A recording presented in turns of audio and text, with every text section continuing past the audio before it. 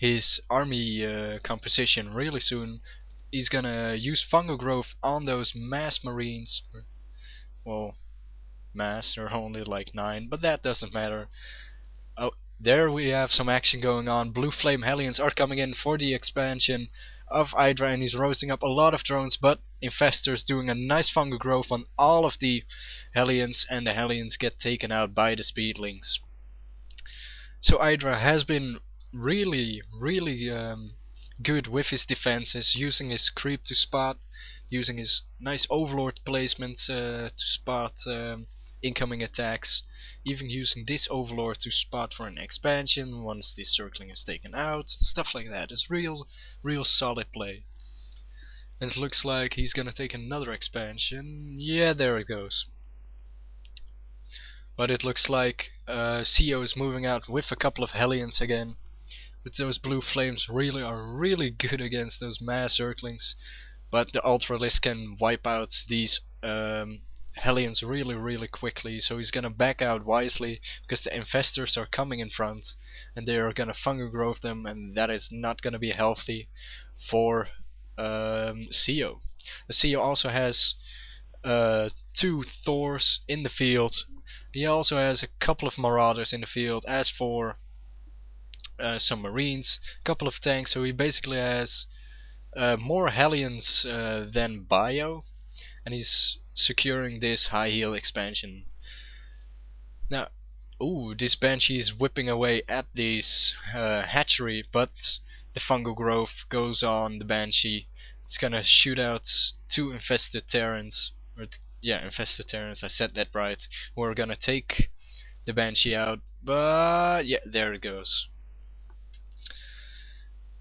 So CO is now happily mining away at this high healed expansion. EGIdrA is looking to take his expansion, as we can see here. So he's gonna do that very soon.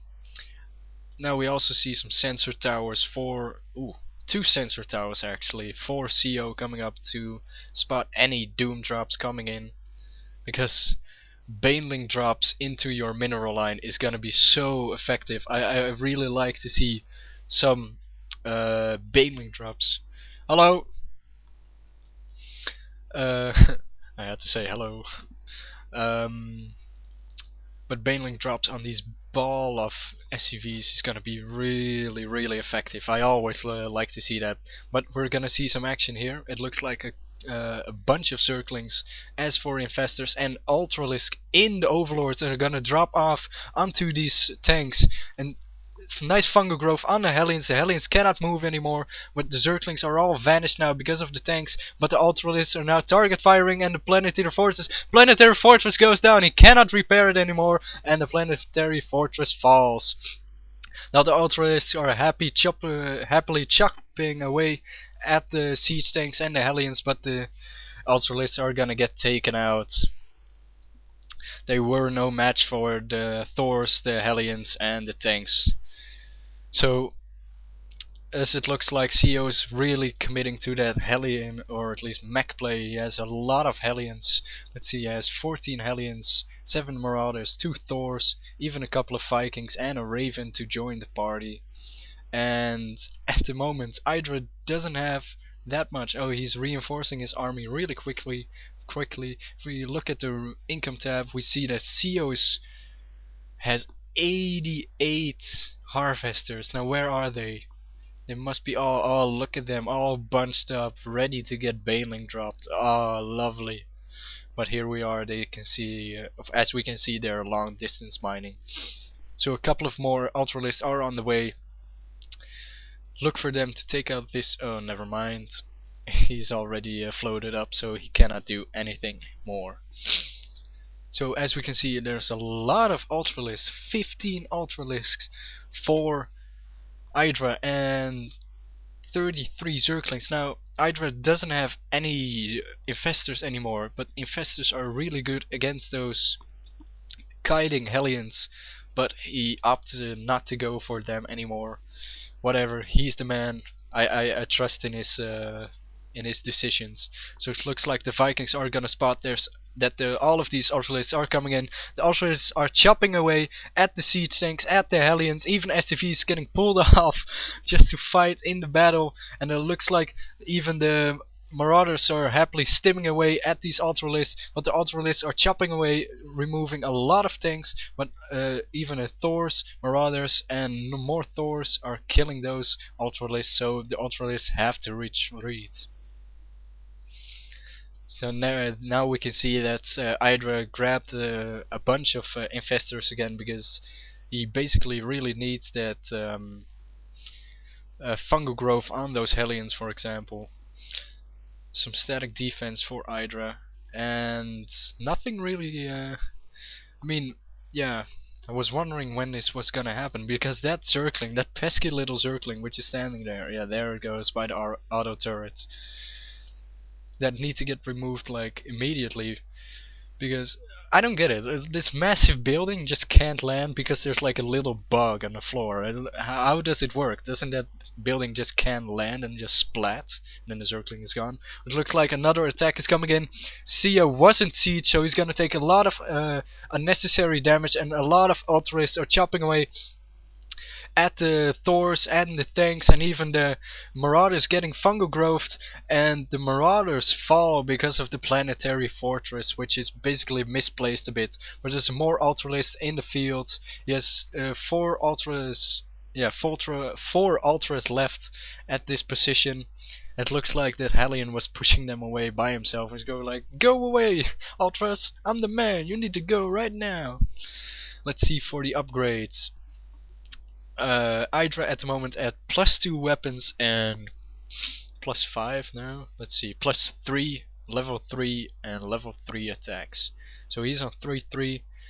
And when it comes to CO, he only has 0-1. So he really needs to get some upgrades to do some more damage, because it's already, this game has been going on in the late game for such a long time, and he's still not having a lot of upgrades. So he really needs to get upgrades, or he's just gonna get, well, not outplayed, but just killed, because he doesn't have the upgrades.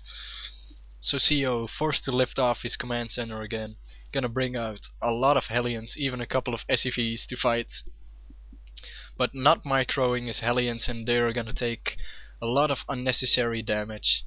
But it's okay, because he has a lot of Hellions and even a lot of Marauders, so he's really afraid of those ultras doing a lot of damage. But of course Zerglings are very good against the Marauders, because Marauders have those grenade shells which aren't very good against light. They are especially good against armored. And I think I missed some fungal growth action they have. Nah, I don't know. But we're gonna see CO is already sieged up, and he's gonna shoot away at these ultras, but those are a lot of ultras, and he's gonna happily chop away at those siege tanks. Even the Hellions not being able to use them at full capacity. The Marauders have fallen. The ultralists still stay and they still fight. And basically what IdrA is doing at the moment is just throwing money at CO. He's just throwing his money. He knows that he's in the lead, considering that he has... Oh, I heard a Nidus worm, so I'm just gonna take a look here, but it looks it gets taken out by these Vikings and even the SCVs. But IdrA knows that he's in the lead because he has all these expansions happily mining away. He has 80 harvesters, so that it goes really good for him. If we look at the army loss tab, we can see that, yeah, it should have been IdrA in the lead, because he's basically throwing money at CO, because CO doesn't have this expansion. He's long distance mining on this expansion. He's barely mining out of this expansion, so he's just basically just throwing money at CO, make him to waste a lot of minerals and stuff and gas on his tanks, make him re-macro again, and then he's going to most likely, IdrA is going to most likely block this expansion the whole time, then his CO is forced to stay on 1, 2, 3, 4, 5 bases, basically 4 bases, because this one doesn't count anymore.